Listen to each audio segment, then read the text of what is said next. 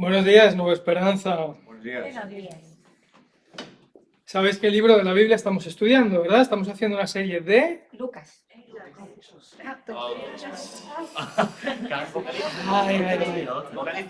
El mismo autor, pero el segundo libro. ¿Cuál es? A ver. Hechos de los Apóstoles. Lucas escribió el Evangelio y escribió también Hechos de los Apóstoles. Entonces estamos terminando Lucas en los grupos de hogar y aquí estamos empezando Hechos. Y luego en los grupos de hogar empezaremos a hacer Hechos. Estamos consolidando. O sea, lo que vemos aquí delante queremos también que se consolide en los grupos de hogar. Pero bueno, seguimos con esta serie de Hechos de los Apóstoles. Y hoy vamos a hablar de los capítulos 6 y 7 y de Iglesia Radical. ¿A qué te suena radical? Porque radical es un concepto que está sonando mal en nuestra sociedad. Han puesto en nosotros una serie de prejuicios, ¿verdad?, de ideas, que cuando escuchamos radical pensamos en alguien con una barba muy larga que va a estrellar un avión en algún sitio o que va a cometer un atentado. Cuando oímos radical pensamos en eso y nos están diciendo, no, ser radical es muy malo, hay que ser moderado, tibio. Una de las más escuchadas, pues yo es que no hago mal a nadie y quiero ser feliz. Y mi favorita, tolerante. Pero fíjate con qué radicalidad esos tolerantes quieren que pienses como ellos. Y qué radicales son en atacarte cuando no eres tolerante como ellos. Qué ironía, ¿verdad? Eso se le llama la intolerancia de los tolerantes, entre comillas.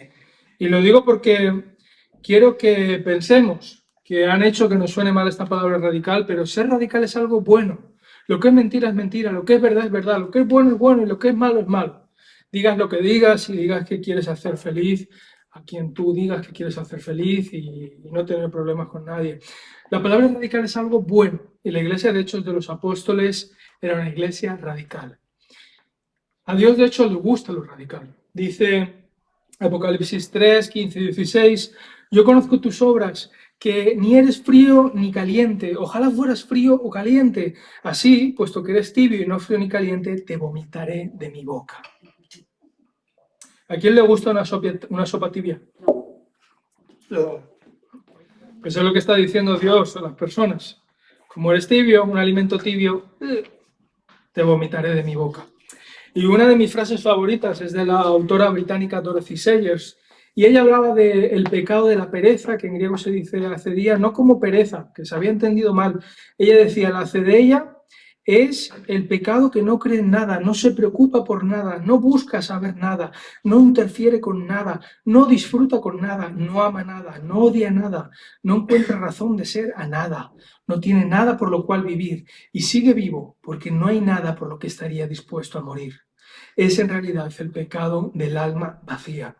En el mundo la pereza se llama tolerancia, pero en el infierno se llamará desesperación. Ser radical no es tan malo como nos han hecho pensar. Y vamos a ver hoy en la iglesia de Hechos que fue una cosa muy buena que Dios utilizó. Estamos en un momento muy bonito de la iglesia. Si recordáis, Jesús había extendido, había venido el Espíritu Santo y la gente se estaba convirtiendo por miles. Jerusalén estaba siendo lleno de creyentes y cada vez había más y más personas que estaban aceptando al Señor. Estaban súper a gusto. Pero llega este momento que vamos a ver hoy. Y dice así. Vamos a leer primero la parte de los versículos 8 al 15 de Hechos 6. Y Esteban, lleno de gracia y de poder, hacía grandes prodigios y señales entre el pueblo. Pero se levantaron algunos de la sinagoga llamada de los libertos, incluyendo tanto cirenios como alejandrinos y algunos de Cilicia y de Asia, y discutían con Esteban. Pero no podían resistir a la sabiduría y al espíritu con que hablaba. Entonces en secreto persuadieron a algunos hombres para que dijeran, le hemos oído hablar palabras blasfemas contra Moisés y contra Dios. Y alborotaron al pueblo, a los ancianos y a los escribas, y cayeron sobre él, lo arrebataron y lo trajeron en la presencia del concilio, y presentaron testigos falsos que dijeron, este hombre continuamente habla en contra de este lugar santo y de la ley, porque le hemos oído decir que este nazareno, Jesús, destruirá este lugar y cambiará las tradiciones que Moisés nos legó. Y al fijar la mirada en él, todos los que estaban sentados en el concilio vieron su rostro como el de un ángel. Cuando el sumo sacerdote interroga a Esteban para decirle, ¿es esto cierto?, Esteban se marca una predicación que resume desde Abraham hasta David. No lo vamos a ver hoy, ¿vale? Porque no nos da el tiempo para ver todo eso, pero si lo queréis leer en casa está muy interesante. Y después de esa predicación viene la reacción siguiente, el segundo texto. Después de que Esteban se defiende, esto es lo que pasa, versículos del 51 al 60 del capítulo 7. Esteban les dice a esos que le interrogaban, vosotros que sois duros de cerviz e incircuncisos de corazón y de oídos, resistís siempre al Espíritu Santo como hicieron vuestros padres, así también hacéis vosotros. ¿A cuál de los profetas no persiguieron vuestros padres? Ellos mataron a los que antes habían anunciado la venida del justo, está hablando de Jesús, del cual ahora vosotros os hicisteis traidores y asesinos. Vosotros que recibisteis la ley por disposición de ángeles y sin embargo no la guardáis. Al oír esto, se sintieron profundamente ofendidos y crujían los dientes contra él. Pero Esteban, lleno del Espíritu Santo, fijó los ojos en el cielo y vio la gloria de Dios y a Jesús de pie a la diestra de Dios. Y dijo, he aquí, veo los cielos abiertos y al Hijo del Hombre de pie a la diestra de Dios. Entonces ellos gritaron en una gran voz, tapándose los oídos, y arremetieron a una contra él. Y echándolo fuera de la ciudad comenzaron a apedrearle. Y los testigos pusieron sus mantos a los pies de un joven llamado Saulo. Y mientras apedreaban a Esteban, él invocaba al Señor y decía, Señor Jesús, recibe mi espíritu. Y cayendo de rodillas, clamó en gran voz, Señor, no les tomes en cuenta este pecado. Y habiendo dicho esto, durmió. Durmió es un eufemismo que se usaba en la Biblia para decir que alguien murió. Esteban murió, Esteban dio su vida porque no estuvo dispuesto a darles la razón a aquellos que negaban a Jesús y que buscaban sus propios intereses. Pero qué feo, ¿verdad? Qué feo acabó Esteban y seguro que murió incluso siendo joven. ¿Quién de nosotros quisiera ser Esteban? ¿A quién de nosotros le gustaría esto? ¿Quién cree que esto fue una buena vida? Bueno, depende de la definición que le demos a bueno. Si una buena vida es estar cómodo y alegre, no fue una buena vida. Si una buena vida es glorificar a Dios, la vida de Esteban fue muy buena. Porque va a venir algo después de esto, que por fea que fuese esta muerte, por terrible que fuese, las consecuencias alcanzarían el mundo entero. Va a pasar algo después de esto que hemos visto, que va a hacer que Dios extienda su evangelio por todo el mundo. Lo vamos a ver después. Pero empecemos preguntándonos esto. ¿Hemos creído en Dios para estar cómodos y tranquilos? ¿O hemos creído en Dios para que nuestra vida cumpla su propósito? Cumple su propósito. Amén. Si luchas con la comodidad, igual que lo hago yo, pero aún así quieres que tu vida importe y sirva para el propósito de Dios, este sermón es para ti. Vamos a ver qué podemos aprender de Esteban. Lo primero es que Esteban fue radical en sus prioridades. Esteban tiene clara su lista de prioridades. No sé si tú alguna vez has hecho una lista. Yo sí la he hecho, luego que la cumplamos o no, pero bueno. Una lista de prioridades. ¿Cuáles son tus prioridades, no? La mía, yo digo que debe ser Dios, familia, iglesia, estudios, demás y cosas así debajo, caprichos, ¿no? No sé si alguna vez lo has pensado así. Pero Esteban tenía claro su número uno. Su número uno era Cristo. Él había entendido tanto a Cristo, había atesorado de tal manera a Cristo, que entendió que Cristo era el único por lo que merecía la pena vivir y por lo que merecía la pena morir. ¿Y nosotros? ¿Hemos puesto a Cristo en primer lugar? Todos conocemos seguro este tipo de balanza, ¿verdad? Que es una balanza que sirve para pesar cosas y según donde haya más peso, pues la balanza se inclina de un sitio o se inclina del otro.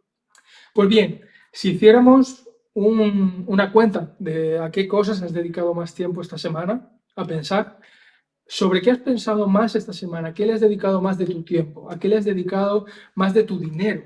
Cuando hablas con tus amigos, ¿de qué disfrutas hablar? Si pusiéramos eso en una balanza, no un domingo, porque el domingo todos, claro, venimos aquí y estamos a lo que estamos, pero durante el resto de la semana, ¿qué pesaría más? ¿Sería Cristo lo que más pesa? Seguramente no, ¿verdad?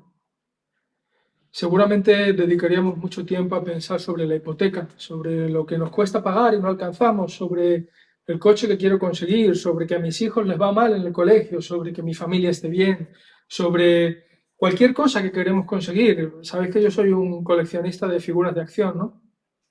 ¿Cuánto tiempo no dedico a cazar no sé qué cosa extraña que quiero encontrar? Eh, Hizo C.S. Lewis una frase que no la hizo para mí, pero yo creo que profetizó, que Dios se la dio. Dice, mi corazón no fue hecho para ser puesto en juguetes rotos. Él no se refería a la figura de acción, ¿no? Pero cuando la leo, mi corazón no fue hecho para ser puesto en cosas que hoy están aquí y mañana no. Cosas que se rompen, cosas que pasan. Mi corazón fue hecho para ser puesto en Cristo. Y si pudiésemos aprender algo hoy de Esteban, sería eso, que las cosas solo cobran sentido cuando las prioridades están bien puestas. De esta manera, Esteban está dispuesto incluso a discutir hasta la muerte. A todo esto que estaban diciendo, esas mentiras de que Jesús había dicho que iba a destruir el templo, que era negar la ley de Moisés, Esteban les responde, les dice en los versículos Hechos 7, 37, 39, este es el mismo Moisés que dijo a los hijos de Israel, Dios os levantará un profeta como yo de entre vuestros hermanos. Les está diciendo, ojo, estáis equivocados, es que Moisés había anunciado que vendría el Cristo. Se levantará un profeta como yo, alguien que os conectará con Dios de una manera increíble y que os dará la revelación de Dios. Pero no quisieron escuchar. Y les dice también en los versículos 51 al 52 que ya hemos leído, vosotros sois duros de cerviz e incircuncisos de corazón y de oídos. Imagínate cómo debería ofenderse un judío cuando le llamas incircunciso, porque ellos creían en la circuncisión, pero de corazón. ¿Eres incircunciso? Sí, estarás circuncidado, pero de corazón estás totalmente cerrado. Sois incircuncisos de corazón y de oídos, resistís siempre al Espíritu Santo, como hicieron vuestros padres, así también hacéis vosotros. ¿A cuál de los profetas no persiguieron vuestros padres? Ellos mataron a los que antes habían anunciado la venida del justo. Una vez más, que no, que estáis equivocados, que Cristo es verdad, que Cristo fue anunciado, que es profético, que se ha cumplido, que es verdad. Estáis equivocados. Y lo van a matar por eso. Pero Esteban ha atesorado de tal manera a Cristo, lo ha puesto en un lugar tan alto, lo ha hecho tan precioso para él, que sabe que es lo único por lo que merece la pena vivir y lo único por lo que merece la pena morir. Has atesorado y deseado a Cristo de esta manera, has entendido el valor, la preciosidad que tiene, lo importante que es cada vez más y más y más, hasta hacerlo un tesoro para tu propia alma. Necesitamos eso. Necesitamos, cuando venimos a la iglesia y todo ya nos va sonando normal y es la misma historia de siempre, y ya lo he escuchado y ya no me emociona, necesito volver a pensar, necesito volver a atesorar a Cristo como lo más valioso, lo más profundo. Si te vas a quedar con algo, atesora a Cristo. Si hoy de este sermón sales con algo, atesora a Cristo. No hay nada más precioso. Es porque no hemos atesorado a Cristo lo suficiente, mis hermanos, que muchas veces nos volvemos cristianos ineficaces. No estamos dispuestos para hacer las cosas que Dios quiere que hagamos y no tenemos nuestra atención en las cosas que Dios quiere que la tengamos porque la prioridad número uno no es la que tiene que ser. No sé si recordaréis la película, no sé si aquí habrá algún forofo del cine, ¿no? Pero no sé si recordaréis la película Apocalipsis Now. Pues es una película que se desarrolla durante la guerra de Vietnam y la intervención de Estados Unidos. Y bueno, no, yo aquí no pretendo hacer política, ¿no? Pero quiero entrar en la situación cómica. No sé si habéis visto, si recordáis a este personaje. Este es el coronel Kilgore. Y si recordáis la película, él está sin camiseta ahí porque el coronel Kilgore no ha ido a Vietnam a luchar la batalla. Él ha ido a hacer surf. Sí, de verdad, si recordáis la película, él lleva su tabla de surf en el helicóptero y están cayendo bombas como ahí y el tío está pendiente de cómo están las olas. Y le dice a los soldados, coged vuestras tablas de surf, vamos, el que no haga surf pelea, vosotros elegís lo que preferís. Vamos, soldados, ¿cómo está el mar hoy? Dadme unas buenas olas. Claro, la película es un elemento cómico, pero es que es surrealista. ¿Quién se va a la guerra de Vietnam? Y te están cayendo bombas. Y tú con las olas.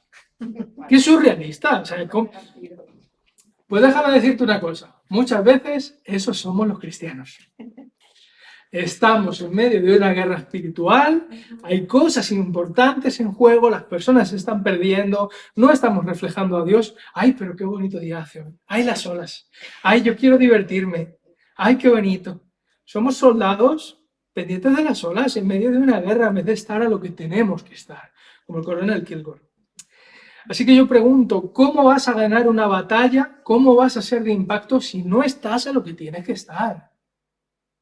Pues así nos pasa muchas veces, que no se puede ganar. Y no ganamos. Y somos cristianos y Dios hace milagros, pero no vivimos ese poder porque no estamos a lo que tenemos que estar. Un soldado sabe que cuando va a la guerra se la juega. Un soldado sabe que no está allí para estar cómodo ni para hacer surf. Y para ganar una batalla solo se puede hacer cuando uno está dispuesto a renunciar a algo. Nunca nadie consiguió nada sacrificando nada. Así que, mis hermanos, necesitamos poner a Cristo primero.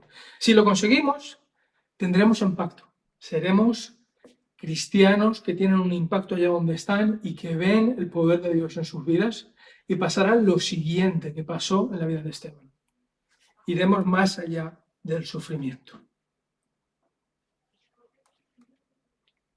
Claro, el martirio no es algo deseable. Había en la iglesia patrística una teología por la cual adoraban a los mártires, en la iglesia católica. Claro, tiene su explicación histórica, ¿verdad? Porque muchos hermanos dieron su vida delante de los leones y ellos se sentían compungidos, se sentían conmovidos a que de alguna manera tendrían que honrar a esas personas. Y se fue convirtiendo cada vez más en adoración hacia los santos. Pero no era esa la idea era honrar. El martirio no es una cosa deseable. Nuestra vida nos la ha dado Dios. Y Él decide cuándo la vivimos y cuándo la gastamos por su nombre. Si Dios te da una opción de salvar tu vida, debes usarla.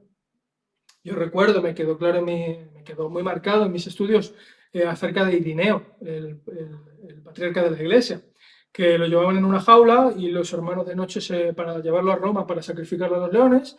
Y los hermanos de noche hicieron el esfuerzo por colarse mientras los soldados dormían, abrir la jaula para que él escapara. Y él dijo, no, yo me quiero quedar a ser un mártir porque es un honor. Dios me libre a mí de creerme que sé más que un padre de la iglesia, ¿no? Pero yo creo que Ireneo no había entendido algo. Si él se hubiese quedado vivo, hubiese podido servir mucho más a Dios. Entonces, si Dios te pide tu vida, Dios es el único digno de pedírtela. Amén. Pero el martirio no es de por sí algo que idolatrar, ¿vale? Que no, vamos a matarnos todos porque... No. Si Dios lo pide, sí. Si Dios lo pide, es algo honroso. Pero porque yo quiero, no. La vida también es un tesoro, ¿vale? Claro, pero es que esto, nosotros en la sociedad occidental nos hemos ido al lado totalmente contrario, y es que cada vez nos gusta menos sufrir. Cada vez tenemos menos tolerancia al sufrimiento. Mira, mis abuelos nacieron después de la Guerra Civil Española aquí. Y ellos, mi abuelita siempre me contaba de cómo tenía que buscar comida a veces hasta en la basura, cuando era niña, porque había una hambruna muy grande en España.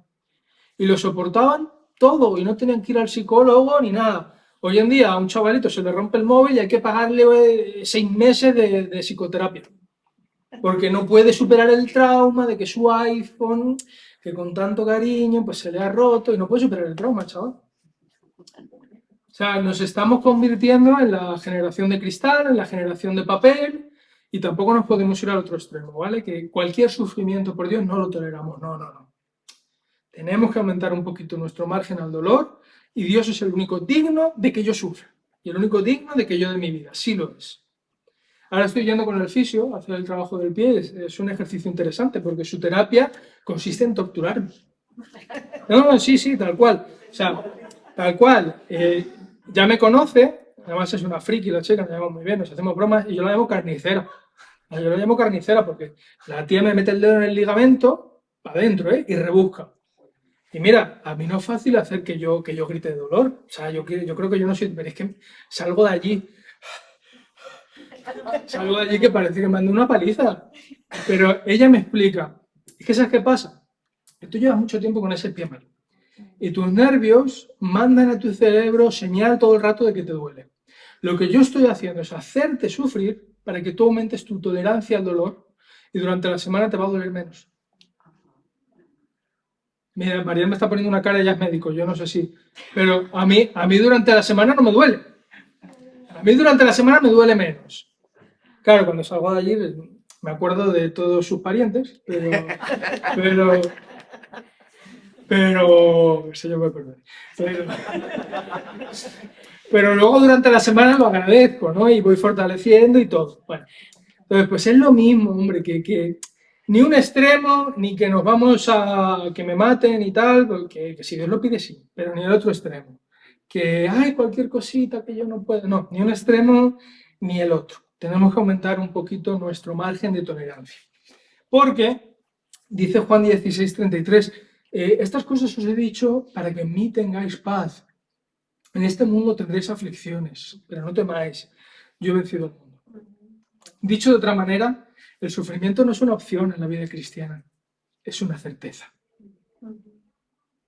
Es cierto que lo vas a pasar mal, es cierto que vas a sufrir, pero también es cierto que no se queda ahí. Por eso este punto no se llama a pesar del sufrimiento, sino se llama más allá del sufrimiento, porque lo impresionante es que Dios tiene cosas en medio de nuestro dolor. Mira, en el discurso de Esteban también, ¿no? Justo en este pasaje de Hechos 7, le dice, y los patriarcas tuvieron envidia de José, todos conocen la historia de José en Egipto, estoy seguro, y lo vendieron para Egipto, pero Dios estaba con él y lo rescató de todas sus aflicciones, y le dio gracia y sabiduría delante de Faraón, rey de Egipto, y éste lo puso por gobernador sobre Egipto y sobre toda su casa. Y luego hablando de Moisés, en los versículos 33 y 34 dice, pero el Señor le dijo, quítate las sandalias de los pies, porque el lugar donde estás es tierra santa. Ciertamente he visto la opresión de mi pueblo en Egipto y he oído sus gemidos y he descendido para librarlos. Ven ahora y te enviaré a Egipto. Es decir, en medio de esas circunstancias tan dolorosas y que parecía que nunca se acababan, Dios estaba trabajando. Y Dios usó la historia de José para que todo el pueblo de Jacob tuviese un sitio en el que refugiarse. Cuando vino esa hambruna terrible que acabó con la región, el pueblo de Dios sobrevivió porque José había sido vendido como esclavo. Qué duro, qué terrible, pero así fue. Y con Moisés, igual el pueblo de Israel estuvo 400 años como esclavo en Egipto, pero dice Dios, he oído sus gemidos. A lo mejor se hace muy largo, pero no pienses que Dios no te estaba escuchando, no pienses que Dios no estaba pendiente, porque dice, y he descendido para librarlos. Dios está al tanto de lo que está pasando. Dios no se ha olvidado, Dios no ha perdido eficacia. Así que por muy mal que te parezca la situación, confía en Dios. Incluso no a pesar del dolor, sino más allá del dolor. Porque ¿sabes cuál es la verdad más desafiante de todas? En medio de esto, la realidad que más confronta mi ser es esta. En nuestro sufrimiento, Dios está obrando. No lo sabemos, no lo vemos, pero Dios está obrando. Estoy seguro de que todos conocéis este cuadro. ¿Cómo se llama?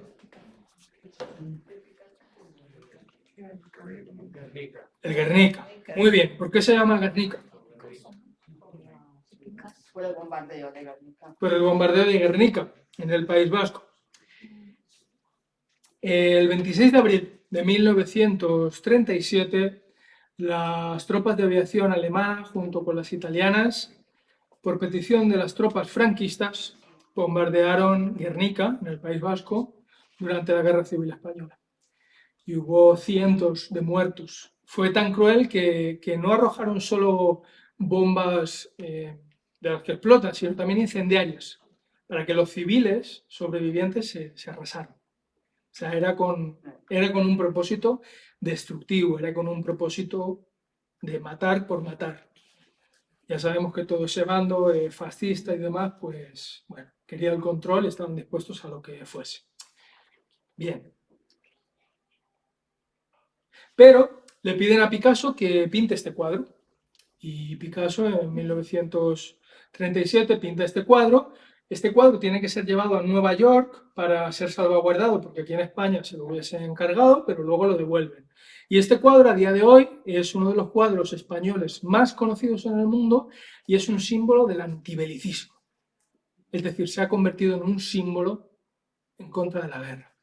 Si tú te fijas en el cuadro, mira el sufrimiento que describe. Esto es una mujer con su bebé que ha fallecido durante el bombardeo.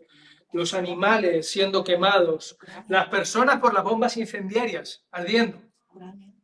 Este cuadro, aunque es abstracto, describe un gran sufrimiento, un sufrimiento impensable. ¿Cómo es que se convierte en uno de los símbolos antibelicistas mayores del mundo? ¿Sabes por qué? Porque el ser humano es el único capaz de coger el sufrimiento y transformarlo en arte. El ser humano es el único capaz de tomar algo malo que ha sucedido y utilizarlo como una lección para enseñar a otros o utilizarlo para crear algo que nos conmueve. Eso no lo puede hacer ningún animal en esta tierra. Un animal sufre y sufre hasta que se le pasa y se le olvida. A lo mejor le coge miedo a la costa después, pero ya. Pero el ser humano es el único capaz de coger eso y transformarlo en algo más. Y de esta manera vemos estas películas como Titanic, románticas, y lloramos. Sí, sí, muy bonito, porque allí se ahogó mucha gente, ¿eh? ¡Ay, pero qué bonita! Sí, sí, porque la gente se ahogó. Y nos encantan las películas de la Segunda Guerra Mundial también, ¿verdad? Porque somos los únicos capaces de tomar el sufrimiento y convertirlo en algo más. Pues si el ser humano, en su limitada experiencia y poder, es capaz de hacer eso, imagina lo que Dios puede hacer. Si el ser humano es capaz de hacer arte del sufrimiento, no es extraño que Dios haga esto del sufrimiento. Estas son las palabras de José a sus hermanos cuando los perdonó. Vosotros pensasteis hacerme mal, pero Dios lo tornó en bien para que sucediera como vemos hoy y se preservara la vida de mucha gente. Y en Romanos 8:28 el apóstol Pablo nos recuerda, y sabemos que para los que aman a Dios todas las cosas cooperan para bien. Esto es, para los que son llamados conforme a su propósito. No importa cuán terrible sea tu situación, no importa el tiempo que se haya extendido y no ves la salida, lo primero es que Dios no se ha olvidado de ti. Y lo segundo es que si tú pones a Cristo primero, Dios no te va a defraudar. Mira, cuando tú pones tu corazón en juguetes rotos, se rompen. Y algún día no tendrás dinero en el banco, las personas te fallarán. Aquello que tú pensabas que te iba a ayudar, viene una crisis como con el coronavirus y te quedas sin recursos o lo que sea. Todo lo demás se pierde. Pero Cristo siempre va a estar ahí para ti el día que tú lo necesites. Cristo nunca te va a abandonar y Él siempre va a ser capaz, no solo capaz, sino que además Dios tiene la costumbre, no sé si es parte de su sentido del humor, que me perdone, de convertir nuestras situaciones difíciles en obras de arte. Él es el único que puede hacer eso. Por mucho que ahora duela, por mucho que ahora sufras, Él puede tomar tu situación y hacer arte. Así que, como Esteban, atesora tanto a Cristo, pon tanto a Cristo en primer lugar, que sea lo más valioso, lo que más gozo te trae, lo que más te deleitas en tu vida, que estés dispuesto a pasar con Dios por el sufrimiento y a ir más allá del sufrimiento. Porque más allá del sufrimiento hay cosas muy bonitas. 3. Radical en propósito. ¿Qué hay más allá del sufrimiento? Esto es lo que pasó después de la muerte de Esteban. Hechos capítulo 8, versículos del 1 al 3. En aquel día se desató una gran persecución en contra de la iglesia de Jerusalén, y todos fueron esparcidos por las regiones de Judea y Samaria, excepto los apóstoles.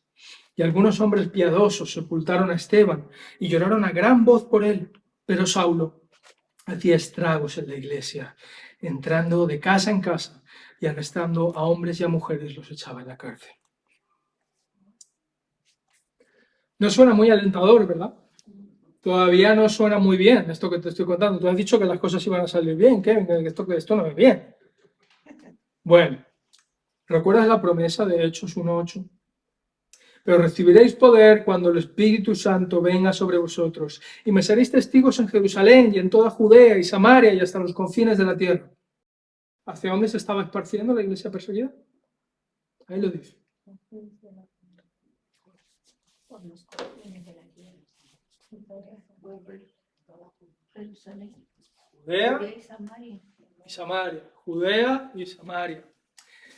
Es decir, mientras que la iglesia estaba bien y todo iba bien, ellos estaban muy a gusto en Jerusalén. No tenían ningún motivo para salir, les estaba yendo tan bien, que había tanto confort, que por qué ir afuera a predicar a los que se están perdiendo, si aquí estamos bien. Qué duro que a veces Dios tenga que permitir cosas difíciles, porque nosotros no estamos dispuestos a hacer nuestro trabajo. Es que Dios, a lo mejor, Dios no quería llegar a eso. A lo mejor es que yo necesito ser cambiado.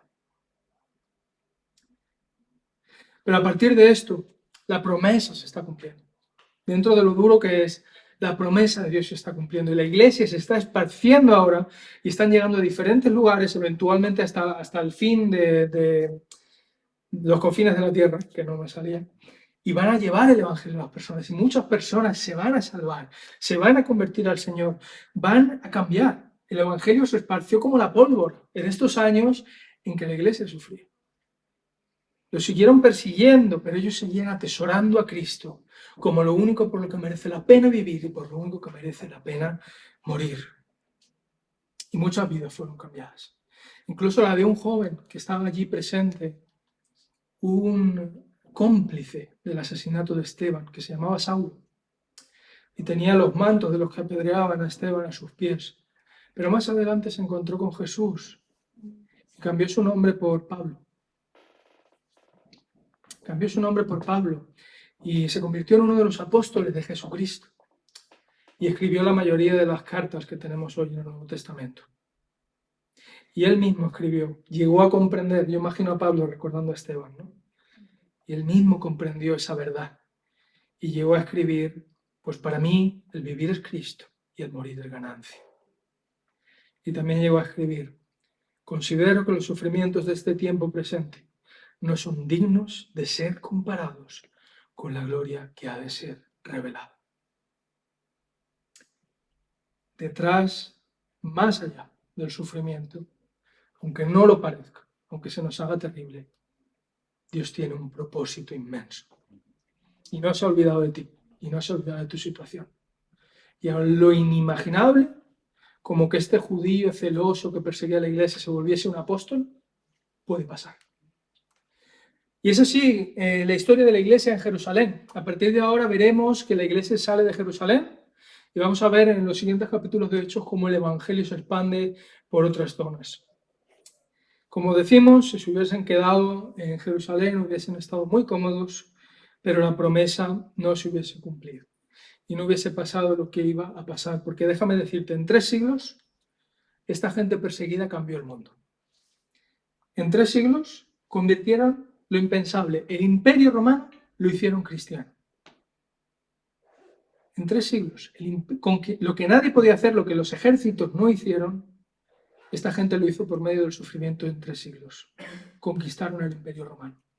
Y ellos no tenían ninguno de los medios que nosotros tenemos hoy, ni tablets, ni comunicación digital, ni teléfonos, ni coches, no tenían nada de eso. Pero tenían algo que muchas veces a ti y a mí nos falta. Tenían la disposición a morir en un coliseo, comido por los leones, y decir gloria a Cristo. Tenían la disposición de poner todas sus posesiones, todo su confort, porque entendían que nada era más atesorable, más valioso, más glorioso que Cristo mismo. Están tan convencidos de la cruz, tan convencidos de que es verdad, de que Jesús es el Hijo de Dios, de que murió por ti, de que murió por mí, de que resucitó, de que si crees en Él hay salvación. Esteban estaba tan convencido de que iba a estar con Cristo en el paraíso que dio su vida. Y nosotros, hermanos, tenemos coches, tenemos móviles, tenemos redes sociales, tenemos videollamadas, tenemos más oportunidades para predicar el Evangelio que no se han tenido jamás en la historia de la Iglesia. Pero muchas veces carecemos de esa disposición. Y por eso no nos convertimos en una iglesia radical. Ellos se convirtieron en una iglesia radical y cambiaron al mundo porque, uno, atesoraban a Cristo como la más alta prioridad.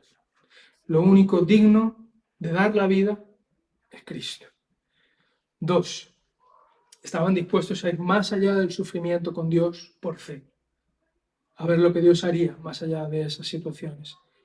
Y 3, se convirtieron en una iglesia impactante porque eran radicales en propósito. El propósito por el que estaban allí no era el de ellos, era el de Dios. No eran mis metas personales, era el propósito divino. ¿Estás dispuesto tú hoy a hacer lo mismo? Estamos dispuestos. Porque mire, dos actitudes fundamentales en el texto. Está lo de los que lo apedrearon, que ¿qué hicieron?